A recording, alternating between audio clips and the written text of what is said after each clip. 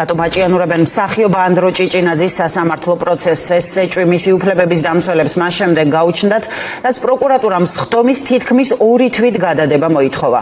ადვოკატი ამ მოთხოვნის უკანონობაზეც ამახვილებს ყურადღებას. ანდრო ჭიჭინაძე დასავლური ინტეგრაციის მხარდამჭერი პროტესტის დროს დააკავეს, მას 9 წლიანი პატიმრობა ემუქრება, რადგან მძიმე ბრალდებას ჯგუფური ძალადობის ორგანიზებას ედავებიან. მსახიობის დაკავება მოქალაქეების წინააღმდეგ რეპრესიების ნაწილად შეფასდა და მწვავე რეაქცია მოჰყვა, მათ შორის მისი კოლეგების მხრიდან. ჭიჭინაძის დაუყოვნებლივ გათავისუფლება მოითხოვა ევროპის კინოაკადემიამაც. შუამდგომობაში საგამოძიებო ორგანო ისინი უთითებენ, რომ არ იყო საკმარისი დრო იმისათვის, რომ სხვადასხვა საგამოძიებო მოქმედება ჩაატარონ.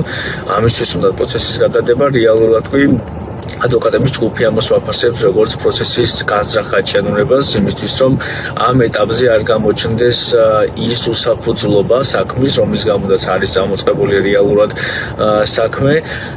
თვლით, რომ თუ სასამართლო კიდევ ერთხელ გაითანხმება და გაიზიარებს დაუსაბუთებლად პროკურატურის ამ შუამდგომლობას, ეს კიდევ ერთხელ დაამტკიცებს იმას, რომ საქმის ირგვლივ არის არა მხოლოდ სამართლებრივი ინტერესი, არამედ გაცილებით დიდი პოლიტიკური განზრახვა იმისათვის, რომ უკანონო დაკავებულები, მათ შორის ანდრო ჭიჭინაძე, დარჩეს ციხეში, რაც შეიძლება ხანგრძლივი დროით. სამწუხაროდ პროკურატურა და სასამართლო ცდილობს, რომ შეგვაჩვიოს იმ მანკერ პრაქტიკას, რომ დაუსაბუთებელი შუამდგომლობები პროკურატურის მხრიდან ყოველთვის დადასტურდეს და დაკმაყოფილდეს სასამართლოს მიერ, თუმცა მაინც რჩება განცდა, რომ იმდენად დაუსაბუთებელი არის პროკურატურის მიერ წარმოდგენილი შუამდგომლობა და იმდენად ზოგადია, ისევე როგორც ის იყო ბრალის ეტაპზე წარდგენილი ბრალი და ასევე შუამდგომლობა ახლო-ხონიზების გამოყენებისთან დაკავშირებით, რომ იმედი გვაქვს, რომ ასეთ შუამდგომლობას, ასეთ დაუსაბუთებელ შუამდგომლობას მაინც სასამართლო